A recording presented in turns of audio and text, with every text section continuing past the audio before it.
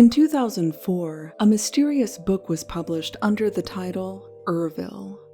Its cover depicts a hand-drawn cityscape filled with elaborate high-rise buildings and populated with stick figures roaming at sidewalks and alleyways. The author, a man named Gilles Tréhin, offers this preface to the book. I have been drawing since the age of 5 and have always been passionate about cities and aeroplanes. In 1984, I became interested in designing an imaginary city. I called it Urville. A flip through the book's 200 pages reveals hundreds of hand-drawn illustrations, each portraying one of Urville's distinct landmarks. Palaces dedicated to governance, newspaper and media headquarters, hubs for transportation, and industrial districts manufacturing Urville's key exports of pharmaceuticals and textiles. Each location has its own unique history, making the book feel like a complete tourist guide to an imaginary city. According to a 1999 census, Urville is home to nearly 12 million inhabitants, making it not only the largest city in France, but in all of Europe. A chronology stretching from its founding by Bronze Age Phoenicians to its participation in both World Wars has slowly shaped Urville's distinct aesthetic across the centuries and crowned it the continent's cultural and economic epicenter. The author explains that he'd been building Urville for the past 20 years with no particular goal in mind, other than to maintain a living document of the place he saw in his head. Many who encounter this book become intrigued by Gilles Tréhin and begin to dig for more information about his nearly lifelong project. An internet search reveals an archive of his personal website from 2003, which served as an early repository for Urville's art and developmental history.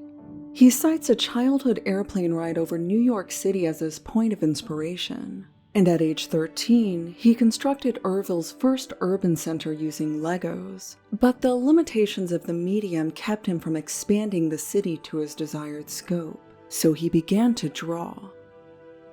After completing a global view of the city at age 21, Gilles saw the magnitude of his creation for the first time. 150,000 kilometers of highway connecting 35 districts, with museums, libraries, universities, and the largest commercial airport in the world. Gilles began to zoom in and investigate the city from various angles, always staying congruent with the global view. As the city grew, he displayed selections of his work in small venues across the French Riviera, but it was difficult to convey the full scope of the project as it quickly became too large to show in its entirety. Il faut savoir qu'Urville, à l'origine, s'appelait Carthusiam, qui veut dire ville des hippocampes, fut fondée par les Phéniciens au XIIe siècle avant Jésus-Christ, puis est devenue Urville en 41 avant Jésus-Christ. Et voici son expansion vers le nord. Urville earned Gilles a modest amount of attention from European media in the mid-2000s. Clips from this period show a roughly 35-year-old Gilles who appears eager to discuss his work. Plus au nord, vous avez un quartier industriel avec Castelrufio, Aigramont, Lancrine et le stade olympique. Le stade olympique qui a accueilli la finale de la Coupe du Monde de football en 1998 parce que le stade de France était trop petit. Le Stade de France, il contenait que 80 000 spectateurs, alors que le Stade olympique, 130 000, donc... Comme France-Brésil, c'était là. Voilà. He disclosed that he works on Urville for 50 to 60 hours per week. He monitors the population growth of the city's 35 districts, and he tracks the delicate flow of imports and exports that make Urville's economy the third largest in the world. After introducing a new theater to the city, Gilles would spend time inventing the various fictional actors and directors whose work has been shown there. I even know their life stories, he claimed. I've invented films shot in Urville as well as those made in Hollywood. It's a complete parallel universe. Il va découper au cutter à main levée. Bon, même des professionnels ont des règles pour bien couper. Bon, lui, il coupe tout, il dessine tout à main levée. Là, on se dit, ah bah c'est génial. Est-ce que c'est du génie? On sait pas, mais déjà, c'est génial, quoi. Footage of Gilles' drawing process shows a choppy but deliberate stroke pattern, always knowing where to place the angle without the aid of ruler or graph paper. The drawings don't give the impression that Gilles is inventing details spontaneously, but somehow depicting what already exists.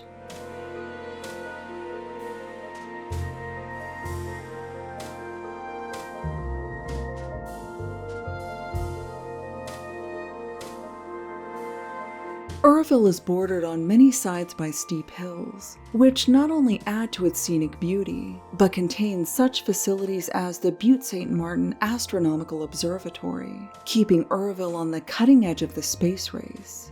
Careful urban planning allows for the efficient flow of traffic across the city, and its many modes of public transport and pedestrian footpaths make Urville accessible despite its size.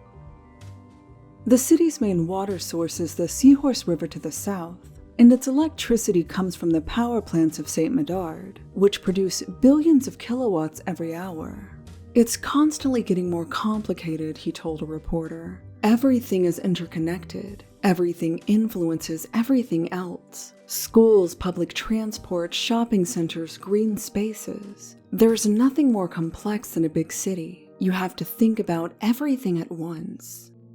The citizens of Urville are observed to possess a certain patriotic pride for their city, rejecting the label of French in favor of the term Urvillian.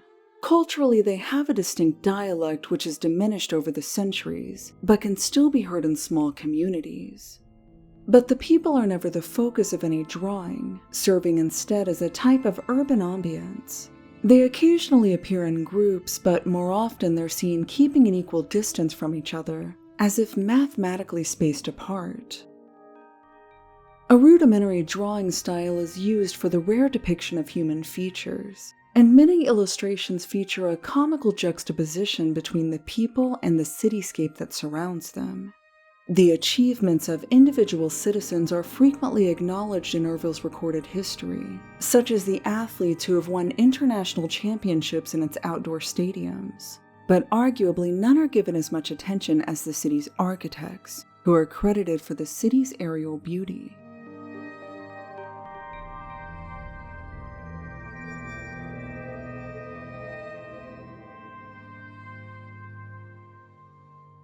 In an interview with French media, Gilles' father told the story of how he noticed his son's unique genius at the age of 6, when he was capable of completing his older sister's math homework with only mental calculations. And while playing music together, Gilles demonstrated perfect pitch. Si je prends par exemple une clé, là je vais faire tomber une clé par terre. La bémol. La bémol, ben voilà, d'accord. J'en prends une autre qui est complètement différente, alors ça va être quoi ça? Sol. Sol, bon. Once, a local train station abruptly changed its door-closing chime from an E to an E flat, sending a 6-year-old Gilles into a tantrum. Demandé, mais enfin Gilles, mais pourquoi tu as fait cette colère? Oui, c'est la sonnerie de la porte du métro. Qu'est-ce qu'il y avait? C'était un mi bémol. Ah bon, mais pourquoi? Normalement, c'est un mi. His mother recounts an early fixation with various commercial airline traffic schedules, with Gilles carefully recording all arriving and departing flights across Europe. The two agree that this was likely the germ of his idea. J'aimais beaucoup les aéroports et les avions, et donc je voulais faire un aéroport en Lego. Puis après, progressivement, je me suis rendu compte, s'il y avait un grand aéroport, il fallait une grande ville à côté. She mentions that Gilles began to study European history in his teenage years for the purpose of incorporating Urville into the world's existing timeline. With a culture shaped by the arrival of Christian missionaries in the 3rd century, to the regime changes of the French Revolution, Urville would share in the past experiences of its fellow civilizations. Monuments that stood for centuries had to be rebuilt following their destruction in World War II. And mass protests against America's intervention in Iraq were held in Urville City Square. Je sais que la guerre en Irak, à Urville, ça a des conséquences assez importantes, quoi. Rien qu'au niveau de la bourse d'Urville, aujourd'hui, elle a encore chuté, quoi. The way Gilles tracks the well-being of Urville feels like a coded method for communicating his own moods. It seems almost impossible that he wouldn't feel the ups and downs of his city on an emotional level, as the two are so clearly and intrinsically linked. When an interviewer asked him what was happening in Urville that very day, Gilles said he would be happy to show them, but a recent bout of bad weather has limited its visibility. Tu es complètement dans Urville, et moi je le ressens comme ça, et moi je le vis aussi avec toi comme ça, tout en sachant que c'est pas réel, quoi. Mais c'est comme si c'était réel. Gilles' girlfriend was also interviewed by French media, and she told the story of how the two met. J'ai découvert Urville sur Internet, sur ton site Internet.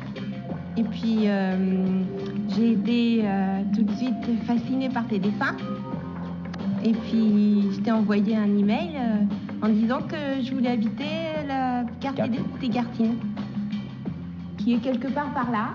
The two began speaking online and found that they had a shared experience with autism and an appreciation of both art and mathematics. Catherine has a graduate degree in math, and her own artwork serves as a method of using color and shape to explore mathematical principles.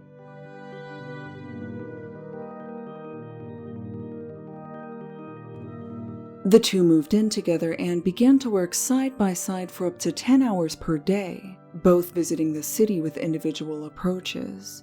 Gilles would fly over and record from a bird's eye view, and Catherine would interpret the topography by discovering its mathematical harmony.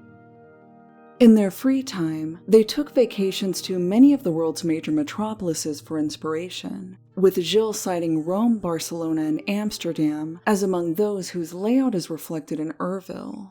Paris is an architecturally beautiful city, he said in a 2006 interview, but it's far too idealized, mystified. Paris is practically collapsing under all this mystification. Japanese people, for example, see a postcard, are fascinated, move there, and then they become depressed. They're broken by the city's disorganization and contradictions. Urville's design would be more conscientious. For example, people with disabilities find it to be an exceptionally accommodating home, as nearly all illustrations feature at least one citizen in a wheelchair.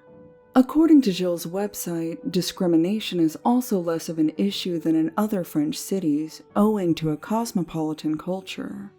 Although the population is dense, Urville contains nearly 5 million units of residential housing, with a recorded average of 2.46 residents per dwelling, just enough for its 12 million citizens to inhabit. Gilles and Catherine would spend time in each of the city's various suburbs and cul-de-sacs, but they always considered their home to be the Tijartine courtyard, the place where they first met.